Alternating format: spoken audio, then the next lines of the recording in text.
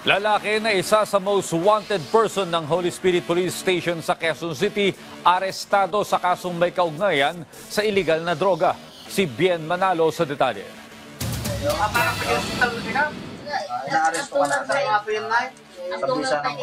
Hindi na nakapalagpa ang lalaking ito ng arestuhin at basahan ng sakdal ng mga operatiba ng Quezon City Police District Station 14 dahil sa kasong may kaugnayan sa droga sa Barangay Holy Spirit, Quezon City.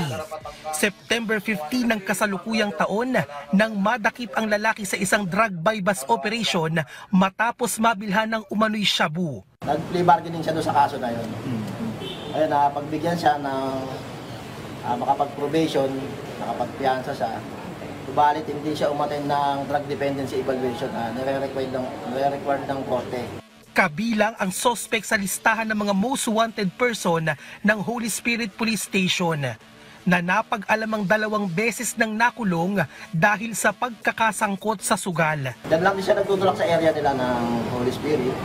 At mga parokyano nila, yung karating barangay nila. May katabing barangay na malapit na yung barangay Common. Mariin namang pinabulaanan ng suspect ang akusasyon na umano'y tulak siya ng droga. Nagbibenta ako sir, talagang nag-aanan po ako ng mga police natin. Pero alam mo may warrant of arrest dapat sa'yo? Opo. Kaya hindi naman po ako malis sa bahay sir kasi alam ko na sa sarili ko sir na wala akong maling ginagawa sir. Nasa kustodiya na ng mga otoridad ang suspect at inihahanda na rin ng pulisya ang mga dokumento para sa return of warrant.